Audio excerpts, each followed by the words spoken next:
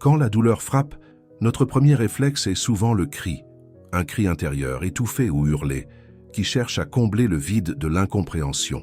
Pourtant, dans le bouddhisme, il existe une autre réponse, le silence.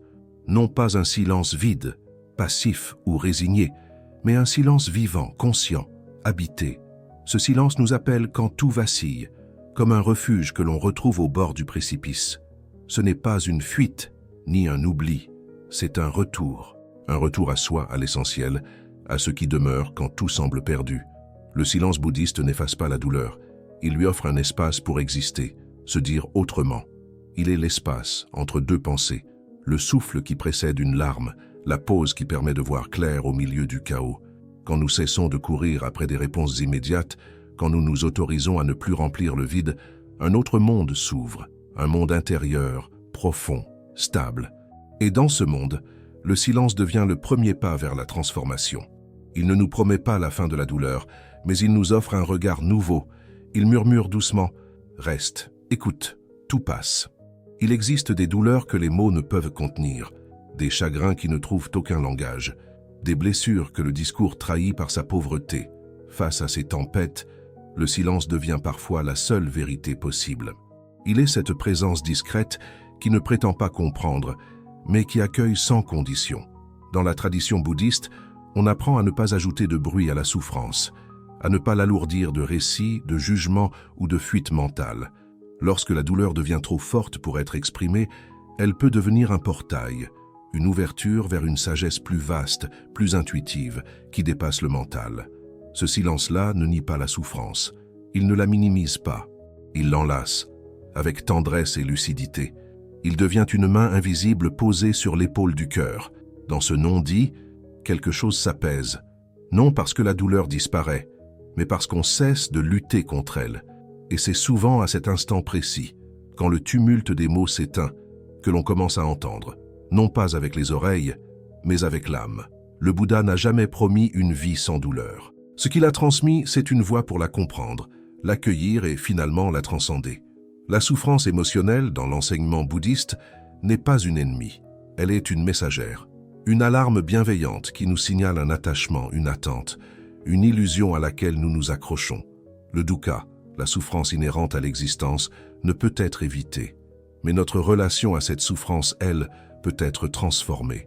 En observant nos émotions sans les juger, en restant présent à ce qui est, sans vouloir fuir ou contrôler, nous ouvrons une porte intérieure vers la paix. Le silence joue ici un rôle crucial. Il nous permet de devenir témoins de nos propres tourments, sans être emportés par eux. Il nous enseigne que chaque larme, chaque peur, chaque colère contient en elle-même la clé de sa propre libération. Le bouddhisme nous invite à ne pas nous identifier à notre douleur, mais à la traverser, comme on traverse un nuage en avion. Elle paraît dense, menaçante, mais elle n'est qu'un passage. Et au-delà, la lumière demeure. Il est essentiel de distinguer le silence qui soigne du silence qui fuit. Le premier est une démarche consciente, pleine de présence. Le second est une réaction, un retrait craintif. Dans le silence bouddhiste, on ne s'échappe pas du monde. On y entre plus profondément. Se taire pour ne pas confronter sa douleur, c'est l'enfermer. Se taire pour l'écouter, c'est l'honorer. Le silence, dans cette perspective, devient un sanctuaire, un espace sacré dans lequel notre humanité, avec toutes ses fragilités, est accueillie sans honte. Dans ce refuge, nous déposons le poids des attentes, des regrets, des pourquoi, sans fin. Nous apprenons à être là, simplement, avec ce qui est. Et peu à peu, ce qui nous semblait insupportable devient plus léger. Parce que le silence nous enseigne l'art du non-attachement, de la confiance, de la patience. Il ne s'agit pas de faire taire la douleur, mais de lui offrir une terre fertile où elle peut se transformer en quelque chose de plus grand. La sagesse, la compassion, la force intérieure. Réprimer, c'est étouffer. C'est faire comme si la douleur n'existait pas, la camoufler derrière un masque de normalité. Se taire en conscience, au contraire, c'est écouter profondément. C'est créer un espace où la douleur peut se dire autrement, sans violence, sans drame, sans précipitation. Dans la pratique bouddhiste, le silence n'est jamais synonyme d'oubli ou de négation. Il est l'acte radical d'attention. Un silence qui observe, qui ressent, qui respire avec la vie. C'est un silence actif, vibrant, relié à tout ce qui est vivant en nous. Cette distinction est fondamentale. Car trop souvent, dans notre société, le silence est perçu comme une faiblesse ou une fuite. Mais lorsqu'il est habité par la pleine conscience, il devient une force tranquille. Il devient un geste de dignité intérieure. Choisir de se taire, ce n'est pas renoncer à s'exprimer. C'est choisir le moment juste, le lieu juste, la manière juste. Et parfois, il n'y a pas de mot plus puissant que ce simple souffle silencieux qui dit « Je suis ici, avec moi-même, et cela suffit pour maintenant ». La méditation est, par essence, un retour au silence. Non pas un silence imposé de l'extérieur, mais un silence que l'on découvre en soi, derrière le bruit incessant des pensées. Dans ce silence, les blessures anciennes remontent parfois à la surface. Ce n'est pas un signe d'échec, c'est le commencement de la guérison. Le silence méditatif n'est pas une bulle d'oubli, il est un miroir limpide dans lequel nos douleurs peuvent enfin se regarder sans filtre, sans masque. Dans cet espace sacré, nous cessons de fuir. Nous nous asseyons avec notre souffrance comme on s'assied avec un vieil ami, avec respect, avec patience, sans attente. Chaque respiration devient un baume. Chaque retour à l'instant présent nous rappelle que, même au cœur de la douleur, il y a un souffle qui continue. Et dans ce souffle, une possibilité de transformation. Le silence rend cette présence possible. Il nous ouvre à l'écoute subtile de notre être profond, là où les mots n'ont plus d'emprise.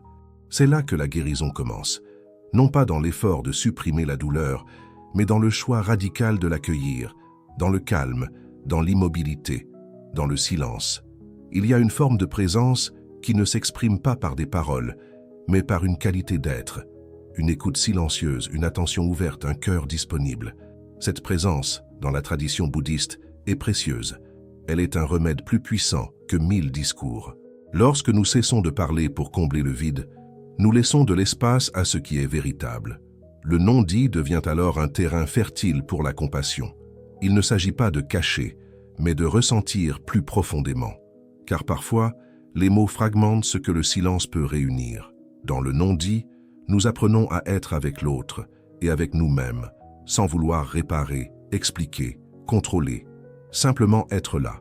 C'est une qualité rare, mais profondément transformante. La douleur dans cet espace se sent reconnue, et dans cette reconnaissance silencieuse, elle commence à se relâcher. C'est dans le silence que la présence devient pure, et c'est cette pureté, cette tendresse muette, qui touche le cœur de manière indélébile. L'esprit humain a 1000 stratégies pour éviter la douleur. Il parle, il analyse, il se distrait. Il fabrique des récits, des raisons, des coupables. Mais sous cette activité mentale, il y a souvent une vérité plus simple, plus nue, que nous redoutons d'affronter. C'est ici que le silence devient un révélateur. Lorsque nous nous taisons, volontairement, profondément, nous retirons les voiles. Et ce qui était dissimulé dans les replis de notre inconscient commence à émerger. Des peurs oubliées, des blessures refoulées, des vérités que nous n'osions pas voir. Le silence ne les crée pas, il les révèle. Il les éclaire avec la lampe de la pleine conscience. Ce processus peut être inconfortable, mais il est aussi libérateur, car tant que nous ignorons ce qui nous habite, nous restons prisonniers. Le silence nous offre la clé. Il ne force rien, il invite, il montre, et nous laisse libres de regarder ou de détourner les yeux. Mais si nous choisissons de regarder, alors le chemin de transformation s'ouvre, et ce qui était douleur brute devient matière de sagesse. Dans la vision bouddhiste, chaque expérience, même douloureuse, peut devenir un enseignement. La douleur, bien qu'âpre et redoutée, est souvent un maître déguisé. Elle nous oblige à nous arrêter, à questionner, à revenir à l'essentiel. Elle interrompt nos automatismes et nous rappelle que la vie est fragile, précieuse, impermanente. Ce que nous rejetons, ce que nous voulons fuir, est souvent ce qui nous transforme le plus profondément. La douleur nous dépouille de nos illusions, de notre orgueil, de nos attentes. Elle nous met à nu, et dans cette nudité, une autre forme de vérité peut émerger. Le silence est le lieu où ce maître se manifeste pleinement, car dans le bruit, nous fuyons encore. Dans le silence, nous écoutons, et ce que nous entendons, ce n'est pas la condamnation, ni le désespoir, mais une invitation, celle de grandir, de voir autrement, de nous éveiller. Il ne s'agit pas de glorifier la souffrance, mais de reconnaître qu'elle peut, si nous l'habitons avec conscience, devenir un tremplin vers une forme plus profonde de liberté intérieure. Avant toute transformation, il y a une étape indispensable, l'acceptation. non pas une résignation amère, mais une ouverture douce. Accepter dans la perspective bouddhiste, c'est cesser de lutter contre ce qui est, c'est dire oui à la réalité présente, même si elle est inconfortable, même si elle fait mal. C'est dans le silence que cette acceptation peut naître, car tant que nous parlons, tant que nous résistons, tant que nous cherchons à expliquer ou à nier, nous restons dans le contrôle. Le silence, lui, désarme. Il nous place face à ce qui est, sans défense, sans artifice. Et c'est précisément là que la transformation devient possible. Non pas par la force, mais par la douceur. Non pas par la volonté de changer ce qui est, mais par le fait de l'accueillir pleinement. Ce que nous acceptons cesse de nous gouverner. Ce que nous regardons avec amour commence à se transformer de lui-même. L'acceptation silencieuse est un acte de courage, un acte d'amour envers soi-même, un acte de foi en la capacité de la vie à se régénérer, même dans les moments les plus sombres. La résistance à la douleur est une réaction humaine naturelle. Nous voulons l'éloigner, la nier, l'effacer, mais dans cette lutte, nous lui donnons paradoxalement plus de pouvoir. Plus nous résistons, plus la douleur se contracte en nous, devient rigide, nous enferme. C'est comme lutter contre un courant. L'effort nous épuise, nous perdons notre souffle et nous oublions que parfois, il est plus sage de flotter. Le bouddhisme enseigne que ce que nous refusons persiste, mais ce que nous embrassons se transforme. En accueillant la douleur avec une conscience bienveillante, elle cesse d'être une ennemie. Elle devient un messager. Elle nous montre où nous sommes encore attachés, où nous avons peur, où nous devons guérir. L'acceptation ne signifie pas que nous aimons la douleur. Elle signifie que nous choisissons de ne plus nous y opposer, que nous acceptons d'écouter ce qu'elle a à nous dire. Et dans cette écoute silencieuse, dans cette présence stable, la douleur commence à se détendre. C'est un retournement profond. De victime de notre souffrance, nous devenons son élève. Et chaque expérience, aussi difficile soit-elle, devient une pierre sur le chemin de l'éveil. Dans le tumulte de nos pensées, la sagesse reste souvent étouffée. Elle est là, pourtant, calme, patiente, discrète, comme une flamme vacillante sous le vent. Pour l'entendre, il faut apprendre à se taire, pas seulement à l'extérieur, mais à l'intérieur. Faire taire les jugements, les attentes, les monologues incessants de l'esprit. Le silence intérieur n'est pas l'absence de pensée, mais la présence d'une attention, une écoute profonde qui dépasse les mots. Lorsque nous cessons de parler, nous créons un espace pour autre chose. L'intuition, l'inspiration, la clarté. Ce sont les fruits naturels du silence. Le bouddhisme nous invite à tourner notre regard vers l'intérieur, à devenir l'observateur paisible de notre propre esprit. Et c'est dans ce regard silencieux que notre sagesse naturelle se révèle. Elle ne crie pas, elle chuchote. Elle nous guide avec douceur, sans jamais forcer. Se taire, c'est honorer cette voix intérieure, lui offrir la place qu'elle mérite, et redécouvrir que, même au milieu de la douleur, une partie de nous sait, profondément, comment avancer. Il est une pratique simple mais puissante, respirer avec ce qui est. Quand la douleur surgit, physique ou émotionnelle, notre instinct est souvent de la repousser. Mais dans la pleine conscience, nous faisons l'inverse. Nous l'invitons à partager notre souffle. Nous la regardons, nous l'accueillons et surtout, nous respirons avec elle. Chaque inspiration devient un geste d'amour envers soi-même. Chaque expiration, un relâchement de la tension, un abandon de la lutte. Ce simple acte, être avec sa douleur dans le souffle, transforme notre rapport à elle. Elle devient moins menaçante, plus humaine, plus fluide. Le Bouddha disait « La douleur est inévitable, mais la souffrance est optionnelle ». Cela signifie que si la douleur existe, c'est notre rejet, notre attachement, notre identification qui la transforme en souffrance durable. Respirer avec elle, c'est rompre ce cycle. C'est rester libre au cœur même de la difficulté. Et dans cette respiration consciente, le silence devient vivant. Il pulse avec notre cœur. Il nous accompagne comme un ami fidèle, capable de tout contenir sans jamais nous juger. Rien ne dure, ni la joie, ni la douleur. Tout change, tout passe, tout se transforme. Cette vérité si simple et si profonde est au cœur de l'enseignement bouddhiste. L'impermanence n'est pas une menace, elle est une promesse. La promesse que la douleur que nous ressentons aujourd'hui n'est pas éternelle. Quand nous embrassons cette réalité, un apaisement naît. Nous cessons de figer la souffrance. Nous cessons de croire qu'elle définit notre vie. Nous comprenons qu'elle est une vague, parfois haute, parfois rude, mais qui finira par se retirer. Le silence nous aide à ressentir cette impermanence. Il nous ramène à l'instant présent, là où rien n'est figé, là où tout est en mouvement, même la douleur, même la peine. Dans le silence, nous devenons témoins de cette danse perpétuelle de la vie. Et dans cette conscience, une immense liberté se révèle. Nous ne sommes pas nos douleurs. Nous sommes l'espace dans lequel elles passent, comme des nuages dans le ciel. Le ciel ne s'attache pas aux nuages. Il les laisse simplement passer. Lorsque nous avons souffert profondément et que nous avons appris à accueillir notre douleur dans le silence, quelque chose d'étonnant peut surgir, la compassion. Non pas une pitié distante, mais une chaleur, une tendresse, un désir sincère de soulager la souffrance, en nous et chez les autres. Le silence compatissant est un silence habité. Il ne fuit pas la douleur des autres, il ne cherche pas à tout résoudre. Il offre simplement une présence stable, aimante, ouverte, et cette présence, parfois, suffit à guérir, car il n'y a rien de plus précieux que de se sentir entendu, vu, reconnu, même sans un mot. Notre propre douleur devient alors un pont, un lien invisible entre les cœurs. Ce que nous avons traversé, avec conscience et douceur, devient une source de compréhension. Et cette compréhension en silence rayonne autour de nous. Le silence devient alors un acte d'amour. Il n'est plus seulement un refuge personnel. Il devient un don, une offrande, une paix intérieure qui apaise le monde, une personne à la fois.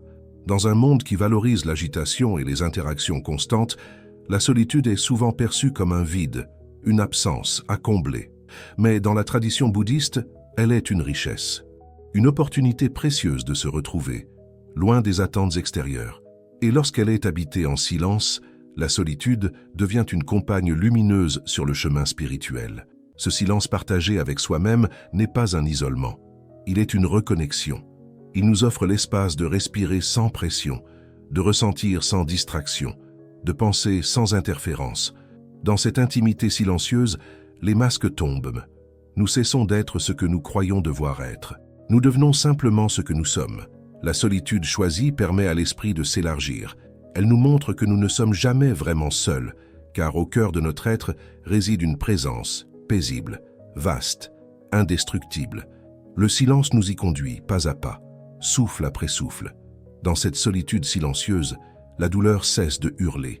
Elle commence à chuchoter, et parfois elle disparaît, laissant place à une paix douce et profonde qui ne dépend de rien ni de personne. Il existe un silence qui fuit et un silence qui choisit. Le silence bouddhiste est un silence actif, une réponse consciente à la réalité.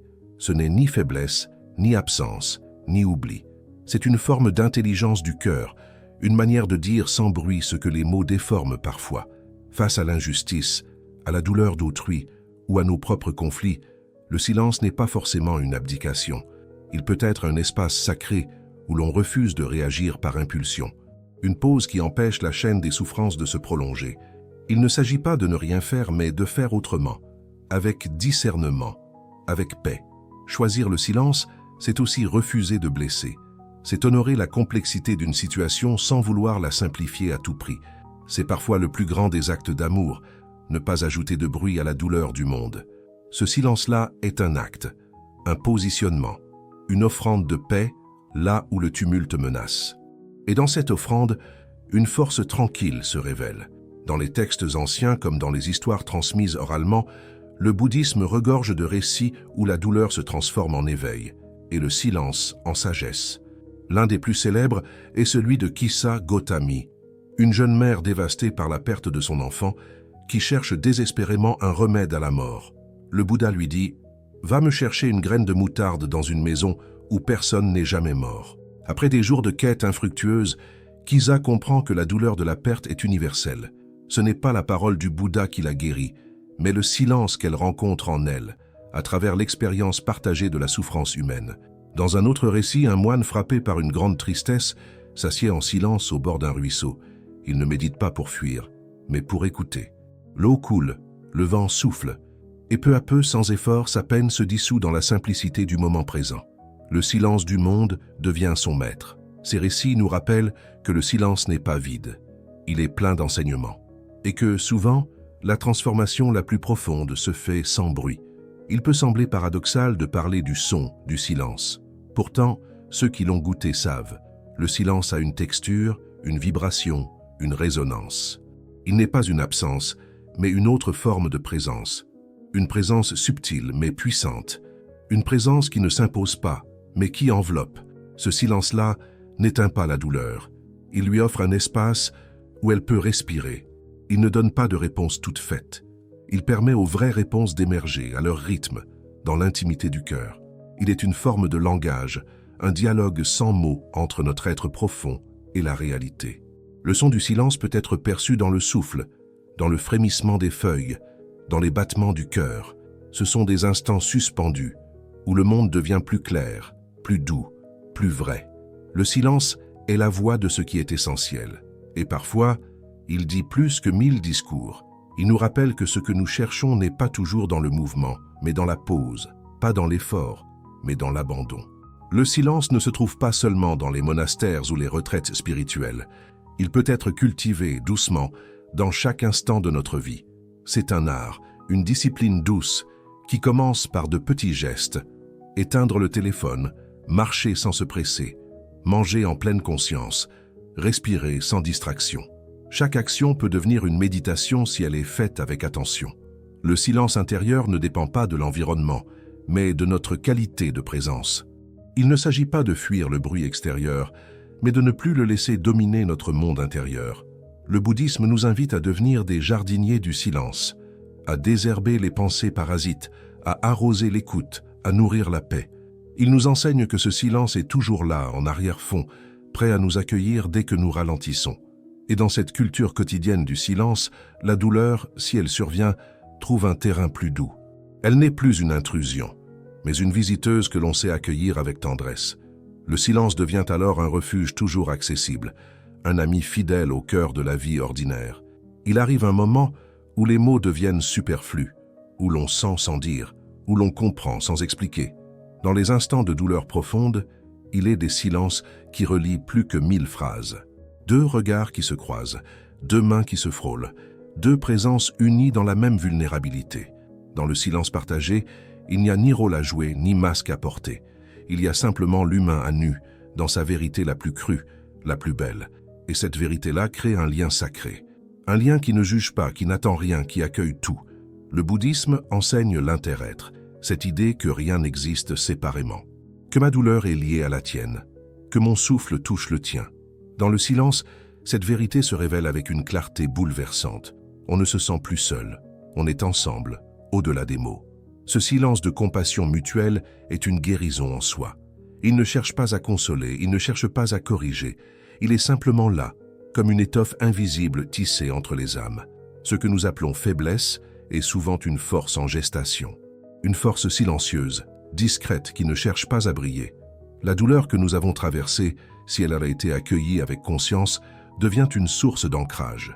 Ce n'est pas une force brutale, conquérante. C'est une stabilité tranquille, une confiance profonde dans la vie. Le silence intérieur cultivé au cœur de la souffrance devient une assise solide, une montagne invisible en nous. Là où l'on croyait être brisé, on découvre un centre indestructible. Là où l'on se sentait perdu, on retrouve une direction. Ce type de force ne se montre pas, il se vit. Il irradie doucement. Elle permet d'agir sans agressivité, de répondre sans réaction, de marcher sans peur. Elle est née dans le feu, mais elle se manifeste comme une eau paisible. Et plus que tout, elle inspire. Car ceux qui l'ont trouvée ne parlent pas toujours de leur douleur, mais leur silence, lui, parle pour eux. Lorsque nous sommes blessés, nous avons tendance à nous fermer, à nous méfier du monde, à construire des murs. Le silence, pourtant, peut être un pont, un chemin de retour vers la confiance, vers la douceur, vers l'ouverture. Dans le silence, nous apprenons à voir sans jugement, à écouter sans filtre. Le monde ne change pas, mais notre regard, oui. Et c'est ce regard transformé qui nous réconcilie avec ce qui est. Peu à peu, la nature redevient un allié. Une feuille qui tombe, une lumière du matin, un chant d'oiseau. Tout devient message, tout devient signe que la vie continue, malgré tout.